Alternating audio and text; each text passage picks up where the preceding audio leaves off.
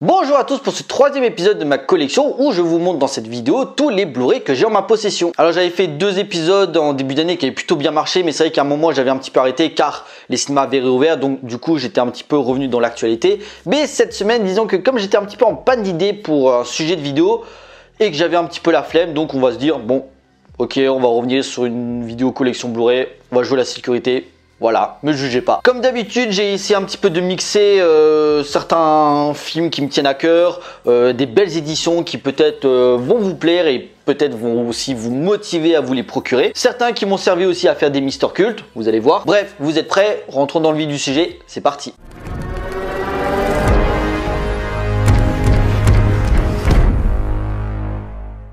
On commence avec une saga d'action que vous connaissez forcément, la saga Mission Impossible. Donc je les ai tous. Mission Impossible 1, Mission Impossible 2, Mission Impossible 3, Protocole Fantôme, mon préféré, Rogue Nation et le dernier Fallout. Voilà, qu'est-ce qu'il y a à dire de plus? Ces 20 dernières années pour moi en termes de cinéma d'action américain, c'est le top du top.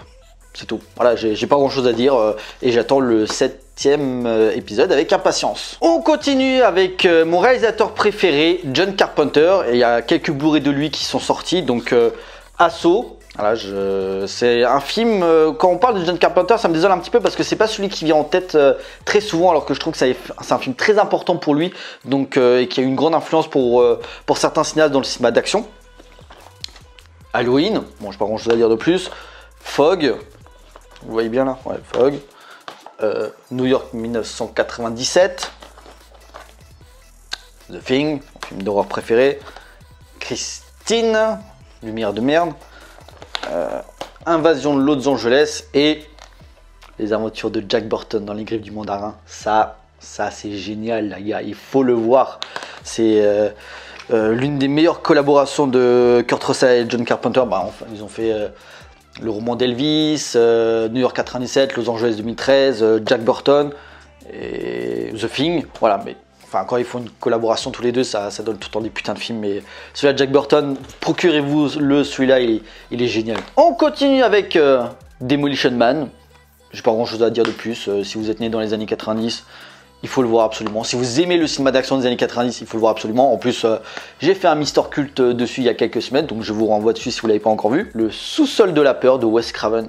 Très très bon film d'horreur. Là, sûrement c'est pas forcément, c'est pas le meilleur film de Wes Craven, mais c'est sûrement l'un de ses plus fun que j'ai eu à regarder. Je vous le conseille beaucoup. Celui-là, il est génial. Chef-d'œuvre de la science-fiction. Le jour où la Terre s'arrêta. Pas grand chose à dire de plus. Et ça, chef-d'œuvre du cinéma italien, des années 30, ouais. Rome, ville ouverte de Roberto Rossellini. C'était un film qu'il avait tourné dans les années en 1945, en même temps qu'il y avait la guerre. Donc il tournait certaines scènes alors qu'à quelques kilomètres, c'était en train de se tirer dessus. Assez dingue. On continue avec Blowout de Brian De Palma, qui se veut un petit peu, pas un remake, mais plutôt un hommage au Blow-up de Antonioni. Avec John Travolta qui est sorti en 1980, qui avait été un échec, mais qui aujourd'hui c'est un pur bijou, il faut le voir. Si comment dire, en fait c'est un mec qui travaille dans le son et un jour, je sais plus, il est en train de prendre du son justement en extérieur et il y a un accident de voiture. Et en fait, il va travailler au niveau du montage, donc les situations sonores que lui il a enregistrées, et en fait il va se rendre compte que la voiture, l'accident, il est criminel. Et tout un travail dans le montage, c'est vraiment assez impressionnant. De toute façon, Brian De Palma, c'est un maître du montage et du cadre, il faut le voir. Mais juste pour ça, c'est un trip assez expérimental, mais il faut le voir. C'est tout le pouvoir du montage qui sert la narration, c'est assez impressionnant. Je le conseille. Bon, je vais pas mettre trop d'images pour celui-là parce que sinon je crois que je vais avoir des problèmes avec YouTube. Voilà. 1492, Christophe Colomb de Ridley Scott. Je sais que c'est pas le meilleur, je sais qu'il y a beaucoup de gens qui l'aiment pas, mais j'ai une affection toute particulière pour ce film. Bien sûr, si vous voulez plus de détails, j'ai fait un Mister Cult sur le film l'année dernière, que je vous renvoie dessus si vous l'avez pas encore vu. La saga Gremlins, avec le 1 et le 2. Voilà, pur bijou, le premier est génial, mais le 2, moi je l'aime beaucoup, et en fait en le revoyant, je le préfère presque au premier. Genre, ils vont me taper dessus, je sais, mais les deux, ils sont excellents, tu vois, mais le 2, dans l'immeuble, ça part tellement loin, mais moi, perso, je le trouve tellement plus fun. Le premier, il reste génial, j'adore le regarder, c'est pas un problème, mais le 2, je m'éclate tellement, quoi. Pour ceux qui aiment le cinéma d'arts martiaux, Le Maître d'Armes, réalisé par Ronnie Yu, qui avait fait la fiancée de Chucky et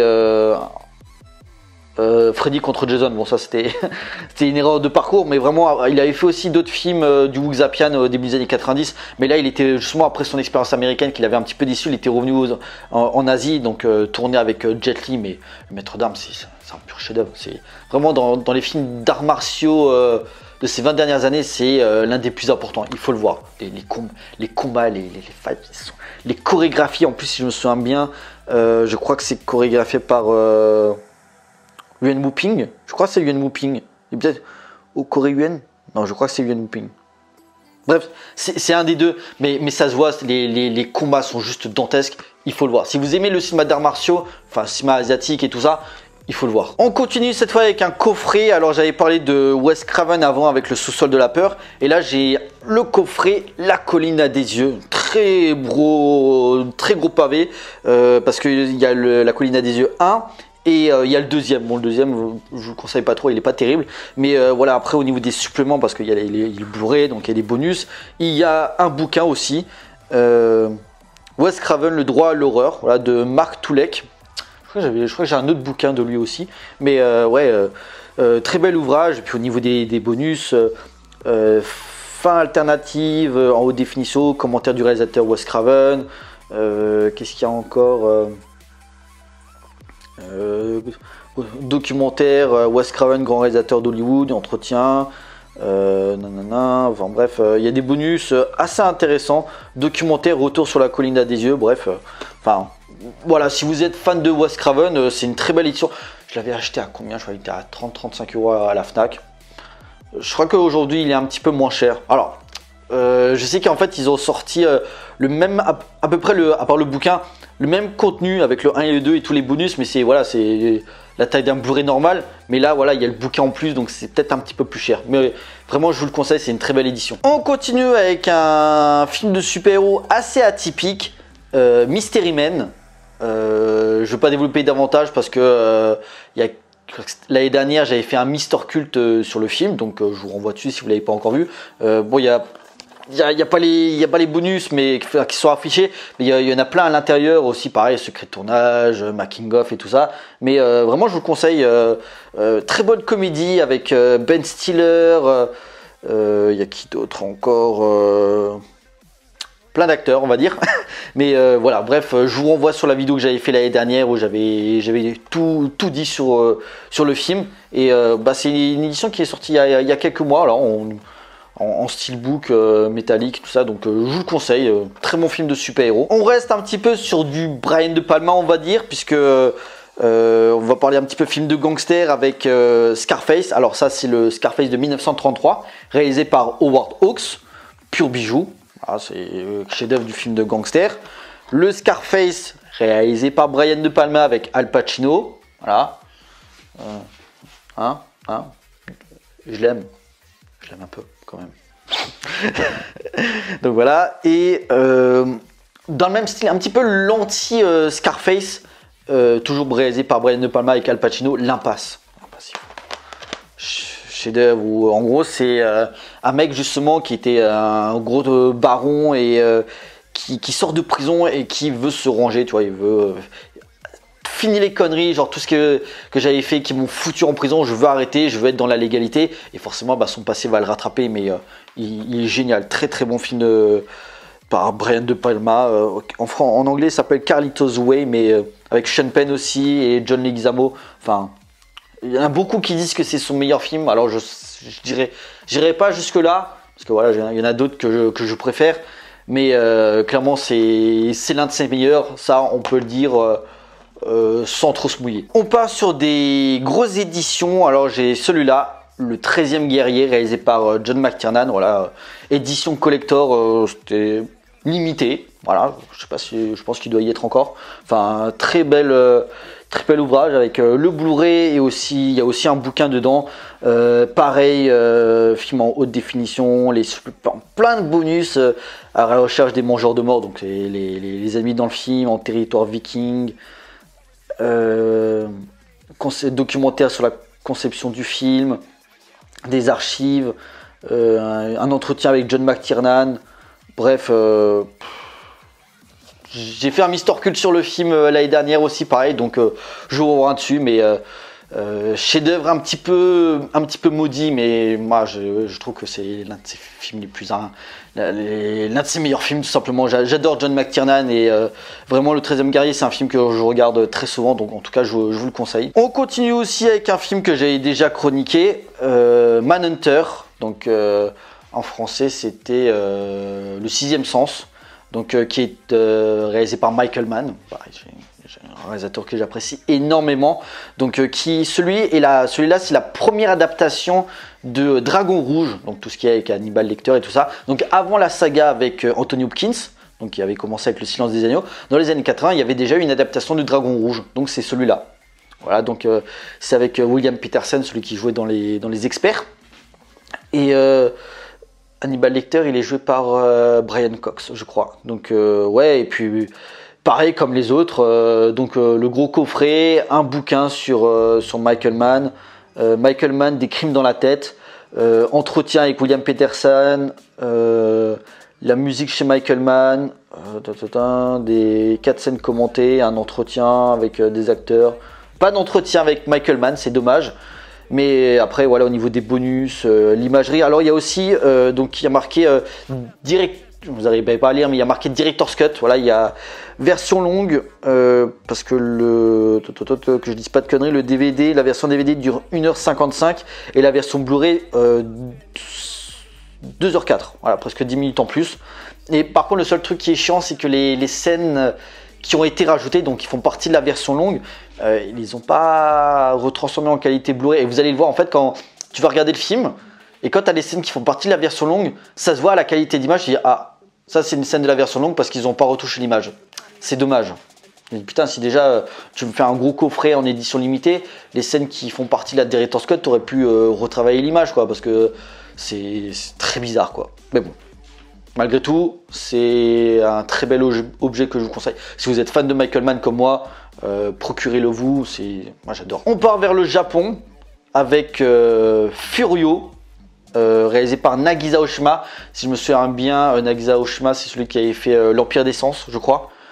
Avec voilà, un film anti-guerre, on va dire, avec David Bowie. Et il y a aussi Takeshi Kitano dedans.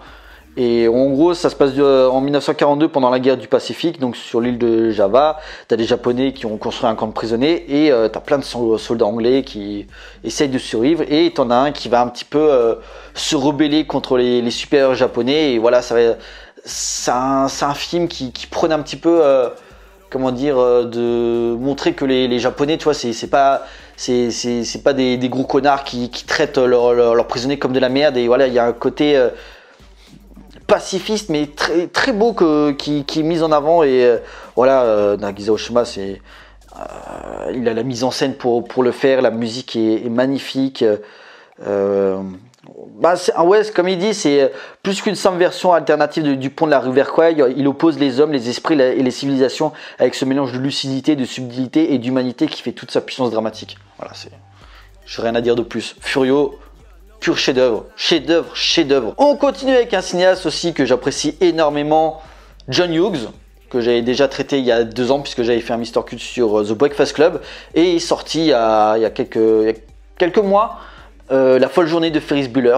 Voilà, là, c'est génial, génial. En gros, c'est un mec avec sa copine et son meilleur ami. Ils décident de sécher les cours et en fait ils vont se faire une journée où ils vont faire les cons, ils vont profiter tout simplement de leur jeunesse. Et voilà, c'est un film qui traite tout simplement de l'adolescence et de ses questionnements. C'est excellent de toute façon, comme John Hughes savait le faire, quoi. Que ce soit dans The Breakfast Club, Une créature de rêve et bien sûr la folle journée de Ferris Bueller. Bref, on devrait en parler un petit peu plus de John Hughes, surtout pour les films qui traitent de l'adolescence. Quand je regarde aujourd'hui comment l'adolescence est traitée, que ce soit au cinéma ou à travers la télévision, ben il fut un temps où tu avais ce mec-là, il te faisait des films comme ça, quoi. Bientôt la fin, avec aussi Flic ou Zombie. Alors pareil, il y a quelques mois, j'ai fait un Mister Culte dessus, et justement, je crois au moment où j'avais fait la vidéo, est sorti le Blu-ray. Donc voilà, Flic ou Zombie ou Dead Hit.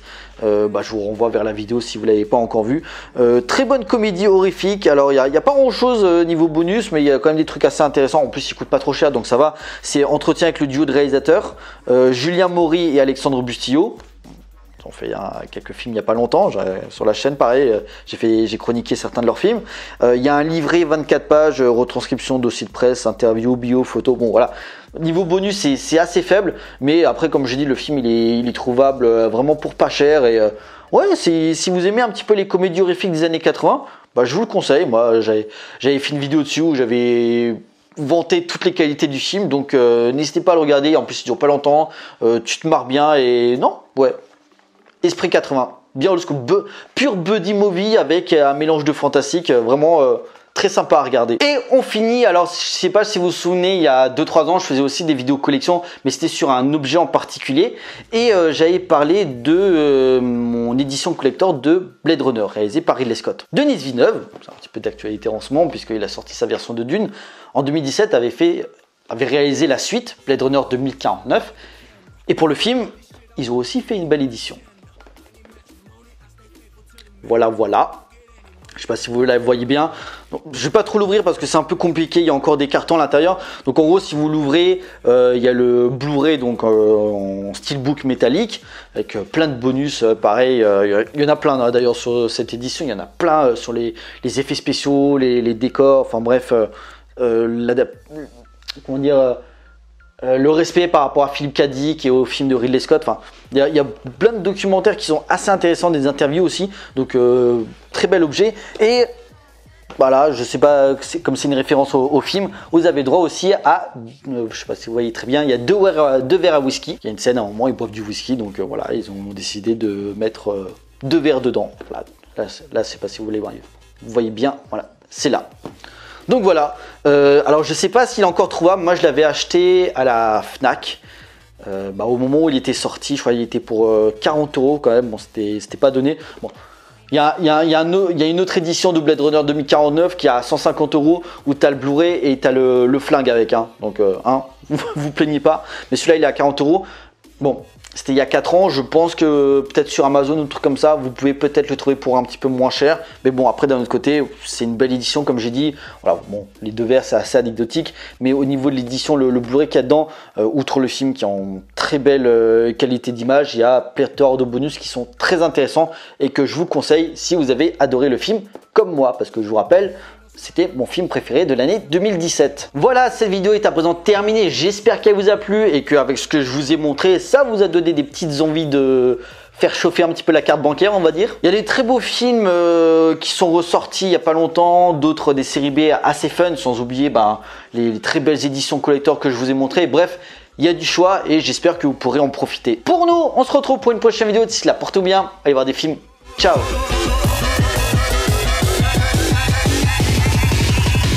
No, I ain't no joke.